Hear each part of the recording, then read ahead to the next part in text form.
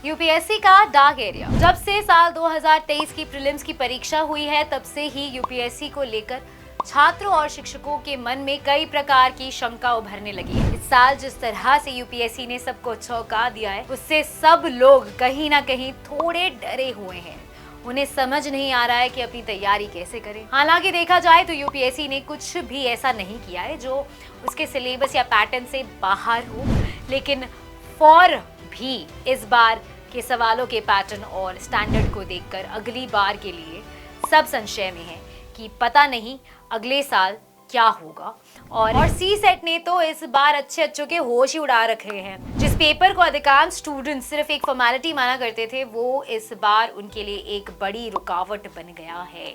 इस साल के एग्जाम और पिछले कुछ सालों की घटनाओं ने लोगों को ये सोचने पर मजबूर कर दिया है कि आखिर यूपीएससी में चल क्या रहा है। नमस्कार, स्वागत है आपका प्रभात एग्जाम की यूट्यूब चैनल पर। ये एक ऐसा प्लेटफॉर्म है जहां आपको मिलती है सभी कॉम्पिटिटिव एग्जाम से जुड़ी महत्वपूर्ण जानकारियां जो आपको किसी भी एग्जाम में सफल होने में काफ़ी मदद कर सकती है। अगर आप हमारे यूट्यूब चैनल पर पहली बार आए हैं तो हमें लाइक और सब्सक्राइब जरूर कर लें और हमारे लेटेस्ट वीडियोस और अपडेट सबसे पहले आप तक पहुंचे उसके लिए बेल आइकन को प्रेस करना भी ना भूलें। तो आइए शुरुआत करते हैं आज की वीडियो की, जो है यूपीएससी का डार्क एरिया। तो जैसा कि हमने आपको बताया, आज हम बात करेंगे यूपीएससी के उस पक्ष की जो कई छात्रों के लिए पीड़ा का कारण बना हुआ है। आज हम बात करेंगे उस मुश्किल की जिसका कोई हल निकलता हुआ नजर नहीं आ रहा है। आज हम बात करेंगे यूपीएससी और प्रश्नों के अनुवाद की। जी हाँ दोस्तों, परीक्षा में पूछे जाने वाले सवाल एग्जामिनेशन हॉल के अंदर अक्सर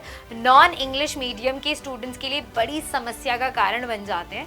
इतनी बड़ी जिसकी कीमत उन्हें फेल होकर चुकानी पड़ती है। जरा गौर कीजिए, पूरी दुनिया भारतीय सेना द्वारा पाकिस्तान में साल 2016 में किए गए एक्शन को सर्जिकल स्ट्राइक के नाम से जानती है, लेकिन यूपीएससी उसे शल्यक प्रहार कहती है। अब यदि आपके सामने अचानक से कोई ऐसा सवाल आ जाए जिस पर आपको शल्यक प्रहार के संदर्भ में अपना जवाब लिखना हो तो आप क्या करेंगे? सबसे पहले तो आप 10 मिनट तक शल्यक प्रहार का मतलब निकालने की कोशिश करेंगे और फिर यदि आपको मतलब समझ में आया तो जवाब लिखेंगे और यदि नहीं आया तो जो भी मतलब आप निकाल पाएंगे उसके हिसाब से आपका जवाब लिखेंगे।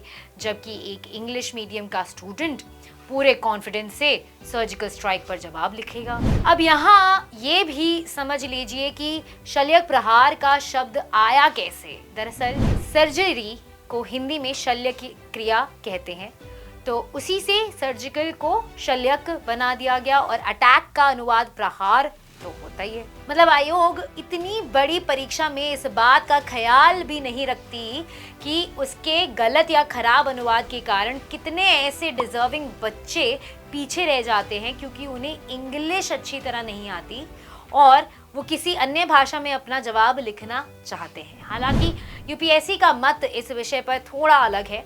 आयोग का ये कहना है कि वो सवालों के अनुवाद उस विषय के एक्सपर्ट से कराते हैं और उनके अनुवाद में कोई गलती नहीं है। तो ये बात बिल्कुल ठीक है, लेकिन यूपीएससी को ये भी बताना चाहिए कि जो एक्सपर्ट अनुवाद करते हैं वो किस विषय के एक्सपर्ट होते हैं, इंग्लिश के या हिंदी के या उस क्षेत्र के जिससे वो सवाल संबंधित हैं। वो जो भी हो, लेकिन उनके अनुवाद का स्टैंडर्ड बहुत अच्छा नहीं है।